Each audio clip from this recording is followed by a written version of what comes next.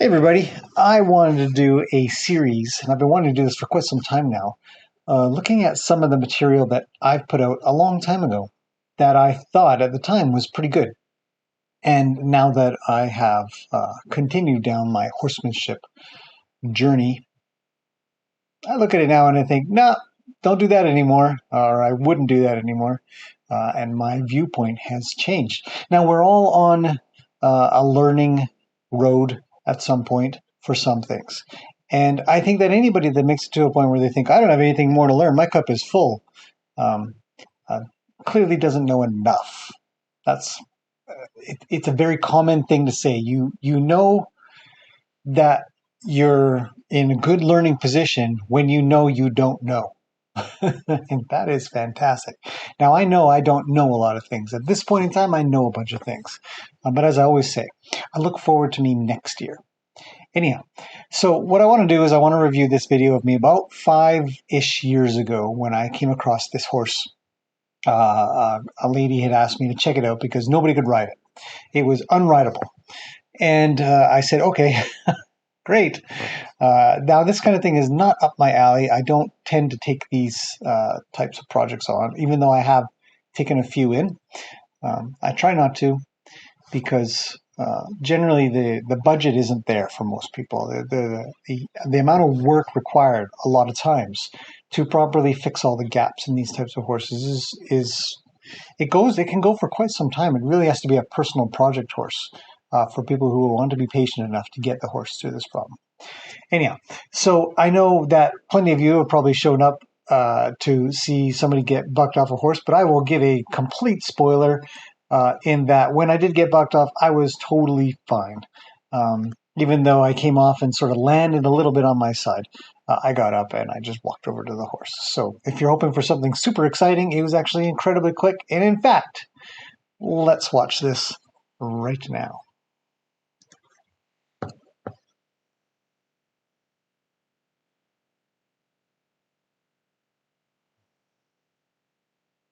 Whew. Bam, down I go.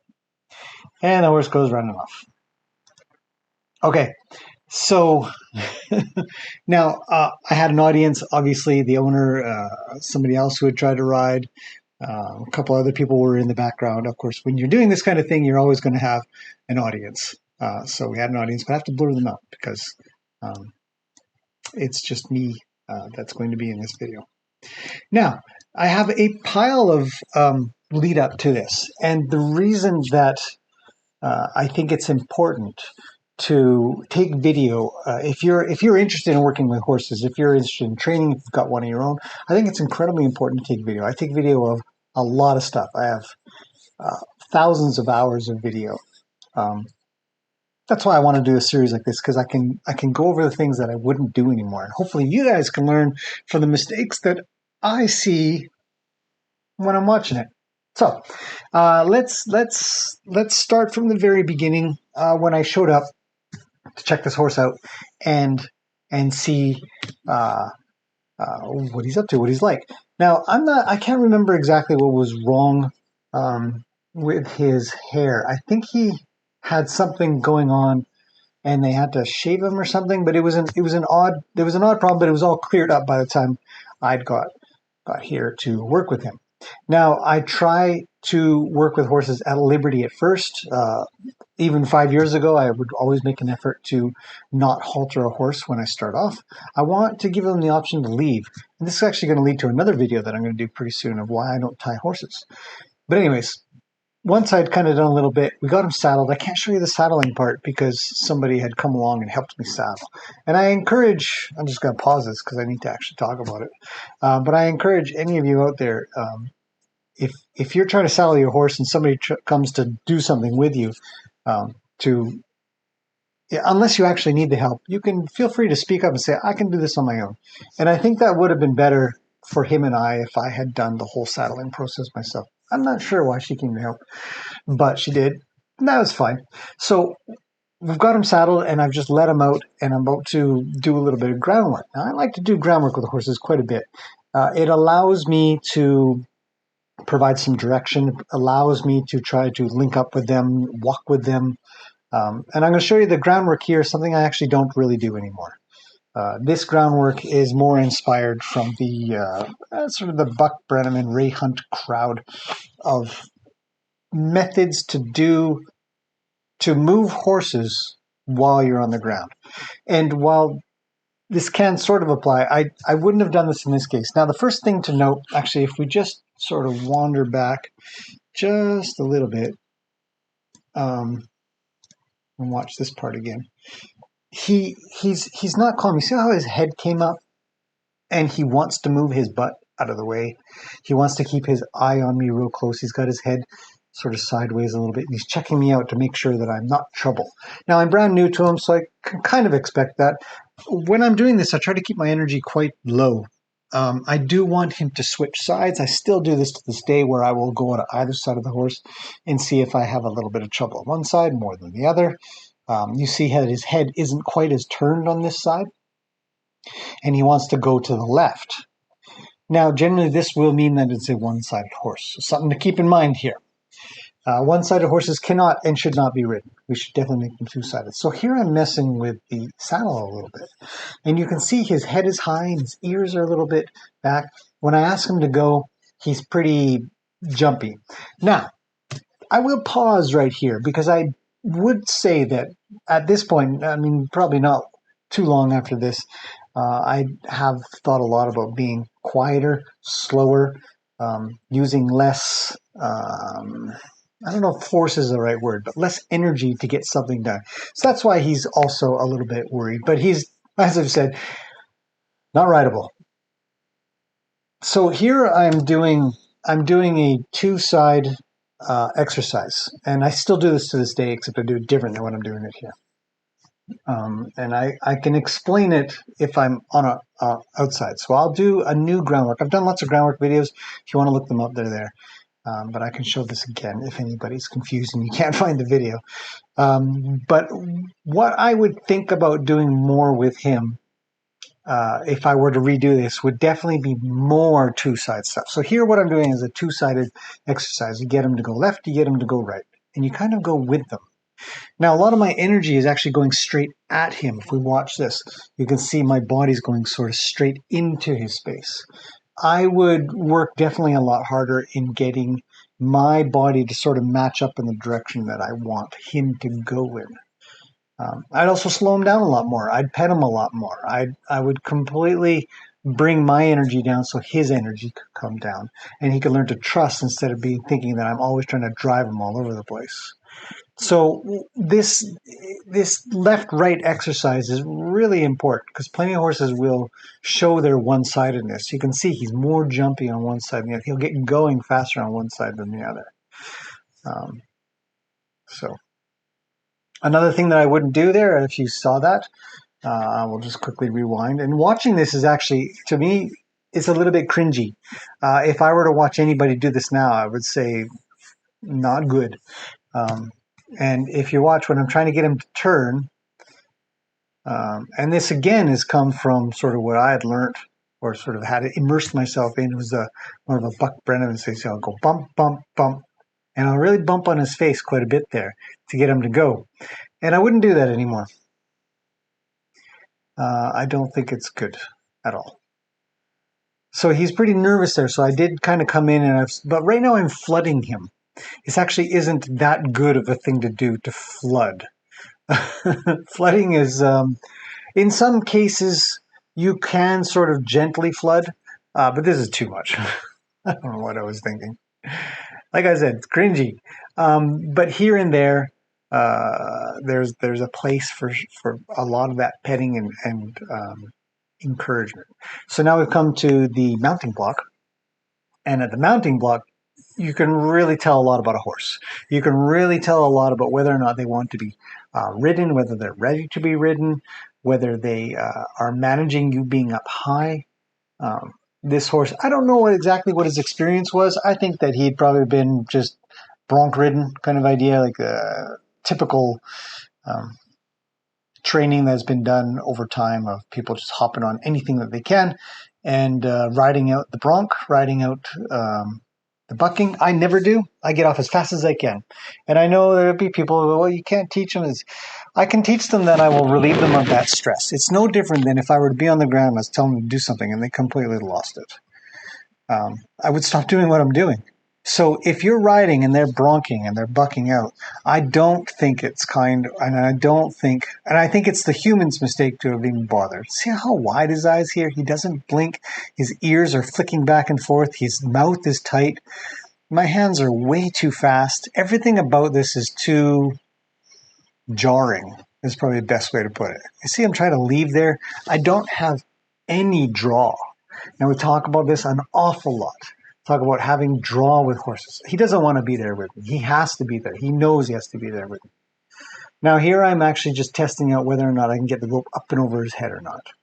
I couldn't, and he walked off, so I go with him, and I bring him back. I'd like to show that, but as you can see, there's bits and pieces where I can either blur people out, and sometimes I can't. But here, I just bring them back. Some horses will get pretty worried, and when you get a lead rope over the top of their head like that, they can wander off on you quite well, and you won't have any leverage to bring their nose back because the rope's on the other side of them, and so that's not great. So what I really want to do is I really want to convince him that I'm a friend of his. He doesn't need to get too worried. I push them off of me, and sometimes you can kind of give a little shove and stuff like that. But I don't know if I don't think I would do that now. I think I would probably back him up and then have him draw back forward properly. Now you can see here he's quite, or you could see that. Gosh, let's pause that. Let's go back for a second and give this another quick stop right there. You can see here he's very braced. I again am sort of flooding his head a little bit, but I'm talking. I'm doing sort of the same pattern over and over again. But it's a little bit too much for him. I've gone way too far. I should probably just take the saddle off and get him to where he's not stressed anymore. So in the end, this whole ride was set up to fail. I set it up to fail because I was a bit probably rushed and also a bit young in the game. So here I'm riding with one rein. Now I would still do this to this day. I still do this to this day. So that's something that I probably wouldn't change. But I would definitely have prepared him way better because you can see how high his head is while I'm doing that. I'd rather his head be lower. So I'd probably do that for a lot longer. But we had limited time and they wanted to see if I could get something done. And so whenever you're rushing, you're bound to make mistakes and you're going to set the horse up to fail, which sets you up to fail, which sets up the possibility of anybody getting injured. And then you have to go back and fix everything you did anyways. You already left all those gaps in there, and gaps suck. Now, here is a method that I also probably would never use again. He is stuck. And this is a really common method to have a horse have their head pulled around so that they'll move their back end and they'll get that hind end released. And it's a very, very popular method, the hind end release. Now, there's something to be said for it. You do need to be able to work all four quarters of a horse. Front left, front right, back left, back right, leg, so that they move, and you can move them in particular ways. But I should have set this up way better from the ground. I should have tested this out on the ground to see if he had any idea of what I was talking about. Now, he moved there, and I had a great response. That's really good. I like how you sort of you've released your own weird stance that you were in. And so then I go back to holding them again. This is also very patient. If you were to do this, it's a very, very patient thing. You really just kind of are waiting on them. And it works fantastic with one ring, obviously. And then you switch the sides and go the other way. So here we got ourselves into the corner a little bit. And I didn't have a lot of space to be doing what I was doing because he wasn't moving forward. Releasing the hind end does not necessarily mean that you're going to get any forward movement. And right here, I kind of start up thinking, okay, well, maybe I can get him to go forward. And I was going to use my legs to do so. Now, a lot of times when horses get started, they get started with spurs. So they get started with techniques that are painful. Spurs and whips and ropes, usually not kind. Um, but here, I would still sort of do this method, but I would definitely have had it a lot better on the ground. Now, I did do some stuff with him on a previous day. This wasn't his first day with me, and I had used the stirrups when I was on the ground, a little bump, bump, bump to get him to go forward. So I had thought that he would kind of get it, but he's very stiff. He's very worried, and if I had to do this over again, I would definitely take this way, way back. Anyway, so I'm just bumping my legs, and you just stay as calm as you can. You don't hold the rope any tighter. You make sure that it's loose. Get ready to sort of, uh, pull the nose in one direction if you can. But generally, this is an accident waiting to happen, as you've already seen. If you're even watching this far, some people I'm sure have already checked out watching me get bucked off, like, well, there it goes. But I'm waiting for him to move. I'm going to be doing this until he goes. And sometimes, and I think I start up using the rope a little bit on his butt. Uh, I wouldn't do that anymore either, unless I had already thoroughly practiced using the rope on his butt to get him to move. Other than that, I would just stick with the legs. It's a little tiring, but you just kind of have at it a bit if you were to. But if it really wasn't working, get off, start from the ground. And just tap, tap, tapping. It's really just more physical pressure. Now, this is a very common way to do things. People carry crops all the time and they whack their horses and stuff like that. I just wouldn't do this anymore. I would use a vocal cue. I would get this done on the ground and then hop back up onto the saddle and I'd say walk, or I would use my legs a little bit and I would say walk. And there he just finally jumped free. Now that is that fight or flight sort of frozen position that he would be in. Uh, he just can't move. He just is stuck. I don't know what to do with myself. When I did finally move forward, I started to work on his back end again, thinking that this is what you do to get a horse to break free, to break loose. Now I know way different. I would never do this method. This is just silly. To anybody, if you're thinking that this is a method that you should use to train horses to get them to move around, to get them rideable, completely reevaluate how you think about this. This is just unacceptable. But there I am, sitting there waiting with his head wrapped around his body. Some people think that horses can't bend, and I've heard that, and I've even seen that people tie their horse's head to the saddle, or put a hay bag on that side of their body because they think that their horse can't bend. And that's just silly. Don't do that either. So here I am again, just whack, whack, whack, whack. And because it's taking so long, because he's so frozen, it really does show that there is a psychological, not a physical problem here. He can move. He can do what he needs to do, obviously, because he does do it in the end. But his brain is just saying, don't move, don't move, don't move, don't move. So we finally get something. And then I sit. Now, I'll still do this. Sometimes when I take a horse through something that's a little bit worrisome, and you're probably looking at him going, oh, he's licking and chewing. Licking and chewing, I'll just cover that again.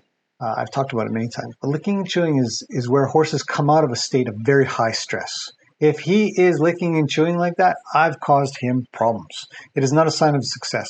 It is a sign of previous failure. So as you can see, he doesn't blink. He's getting taller, his head's getting taller, his mouth is super tight. This is where they need to be that licking and chewing action, but naturally. You can see sometimes he breathes out really hard. He's quite worried. He's not really sure what to make of all this. He doesn't want to be ridden. I don't know if he has any pain. He could. And I just keep bugging him. Just keep bugging him to go forward. Now, one of the things that we definitely want to do, if you find yourself in this position or you see somebody in this position, is totally reevaluate what on earth you're doing. I just would never do this again. Ever. And it feels like a long time when you're in the saddle. When you're watching a video, it still kind of feels long. And as such, let's fast forward a little bit. Because I do this, it's just rinse and repeat. So I'm just going to bump forward a little bit. You see this again. And that's what causes this. Like when we look at what happens here, just bump, bump, bump, bump, bump, bump, bump, bump, bump, bump, bump. You know, it's a lot of pressure. And finally, right here, this is the beginning of a buck. When a horse gets what's called humpy, their back sort of humps up. No better way to explain it, but the idea is that they get ready to buck, to get all their energy into it.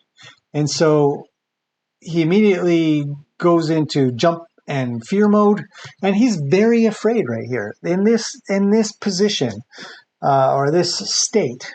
He is feeling nothing but fear. And I imagine maybe somebody's tried to ride him out. He's been like, get off, get off, get off, get off. I can't handle this. I can't handle this. Get off, get off. Somebody's like, well, I'm going to just stick it. And I personally think that is the worst thing you can do. He bumped into the steps. He's trying to buck me out, and finally he's got me forward. And once a horse has got you forward, and I actually ended up launching myself off a little bit, and I didn't hang on to him. I didn't hang on to the rope. And when he's bucking off like that, he's actually kicking at the rope at that point. And so the question is, do you hang on to the rope or do you let them go? At this point in my world, if I were to happen to come across this problem again, and I happen to stick it out, and I happen to have them bronc or buck out on me, I would let them go. I would still let them go.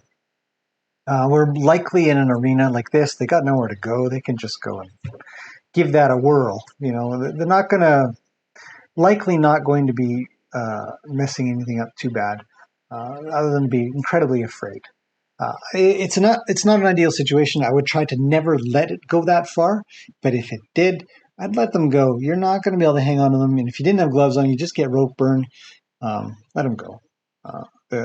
As you see, as he goes out, I just went over to him, found him, and just talked to him. He calmed down. I'd walked out right away, but of course I have to blur everybody out here. My audience, owner and friend, and there's a little bit to be said for that. Having some practice, having all drawn and a lead rope on the ground is kind of good for him a little bit. Horses sort of have to get that figured out. But my first step was to go up to him, and I've muted the audio so we don't listen to anybody else. But I actually went over and told him I was really sorry. I knew I had pushed too hard. I knew I had taken him to a place. And then there's that little nugget of information that I probably put out there, where sometimes you have to figure out where the limit is. Where can you get to where they're going to lose it? But generally, I'd get that done on the ground.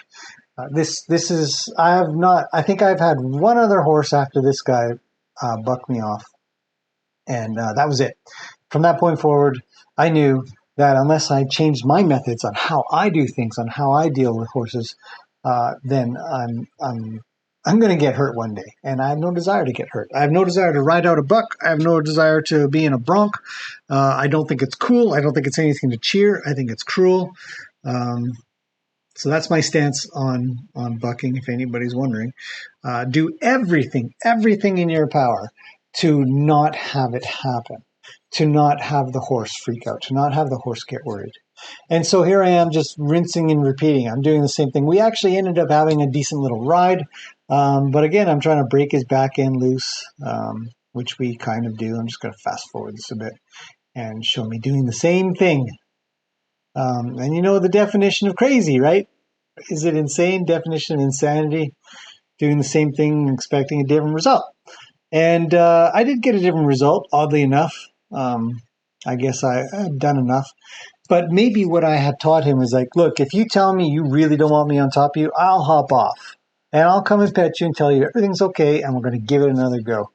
And if I could teach something out of this, if you rewatch it, you can rewatch it as many times as you'd like, if you'd like, and see all these mistakes. Too much pressure, too fast, too jarring, not waiting for a head to be down. I mean, I've done tons of videos where I talk about how to keep horses below threshold of worry, and to have their thoughts more drawn towards me. I would work way more on draw. And so there's always opportunities to teach that draw, to teach, I'm sorry you had a lot of trouble. I'm still here and I'm going to help you get through it. Um, Horses get pretty worried. As I've said many times, they're fight or flight animals. They're amygdala, that part of the brain that's like, run away, kick, bite, whatever I need to do to save myself is going to come out first. Shoot first, ask questions way later.